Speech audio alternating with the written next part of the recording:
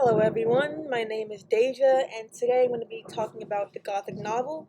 I'm going to cover some basic history, some background, and then I'm going to go into some elements of Gothic literature to continue on with some authors, some writings, and finally I'm going to end with why it's important in literary history.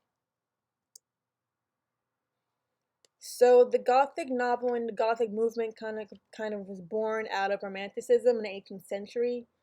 And Romanticism really focused in on the emotional and the creative instead of the more logical. Like in the 17th century, they kind of wanted to push the boundaries and be more emotional and sensitive and just creative in general in their writing. And we have Gothism really coming out of England and Germany. And from Romanticism, we have Dark Romanticism, which from the emotional incorporated um, the human psyche and like mental declines. And then from Dark Romanticism, we have Gothic literature, which kind of incorporated all of these elements, the emotional, this human psyche. And from there, actually, also, some of them, some stories actually, they incorporated history with fiction, which is a key element in Gothic literature. So the first Gothic novel was considered to be The Castle of Otranto, and it was written in 1764 by Horace Walpole. And the basic plot is that the Prince of Otranto, who was very keen in securing the castle for his descendants, is faced with a curse he has to overcome, or some kind of prophecy he has to overcome. So this idea of the unknown, some kind of otherworldly figure interfering with real life issues was new during this time, and it was exciting. So people kind of really gravitated towards it. Some criticized it for its, portrayal of like real historic events. Excuse me. But besides the criticism, there was a lot of, good feedback and excitement about this new world that Walpole created. So some distinctive elements to Gothic literature. One key element is the setting. So that's usually like a haunted house or a castle, trap doors, secret rooms, just somewhere that feels forbidden, unknown, unexplored. And this sense of unknown creates this kind of eerie mood for the reader. So we have intense emotions such as fear, anger, insanity, even love can be intense in Gothic literature. And then from the mood, we have the use of supernatural figures. So that can be either ghosts or vampires, monsters, zombies, just anything that's not human or animal. That's something that's otherworldly, basically.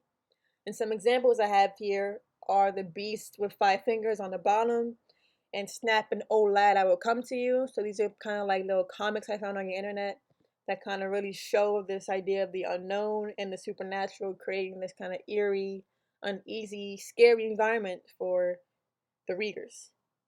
And then some basic themes that I found were death, the damsel in distress, mental declines, mental breakdowns, the hero, the villain, a curse or a prophecy, and finally, just overall madness and chaos from not knowing what you're going up against, and this kind of new enemy that you don't know, you don't know what it is, so you have to kind of face it. And all of these elements create the sense of mystery. The big key thing in Gothism is what is that? How am I supposed to defend myself or overcome this when I don't even know what that is?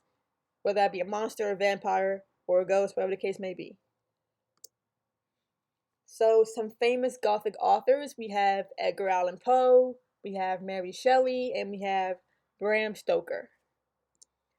And some of their most famous writings include The Raven, The Telltale Heart, two of my favorites, and then we have Dracula and the world famous Frankenstein by Mary Shelley.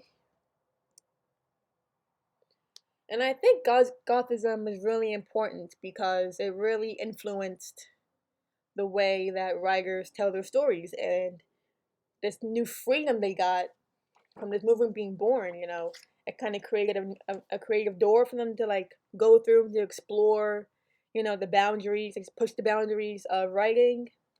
It gave them the freedom to explore the inhuman, the unknown, and to really push their creative minds to create these crazy, otherworldly stories.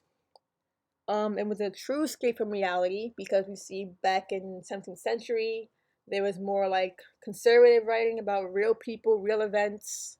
It was relatable, but wasn't, a true escape from normality, reality. It kind of gave you like these new entities and creatures that you've never faced before, and you're excited to see what they're about.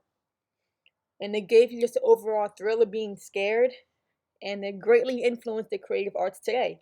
As we've seen for the past maybe like couple months, so many horror movies have come out, such as It 2, all the Halloween movies, Silence of the Lambs, Twilight. So they are all, whether they realize it or not, influenced by Gothic literature and the Gothic principles of other worlds and the unknown. And I think that's really cool that, we have this new creative door to go through and all these new worlds to create, because you can never not create like a new world when it comes to Gothic stories. Like it's always something new to be invented, something new to be explored, something new to be, uncovered and things like that. And that concludes my presentation.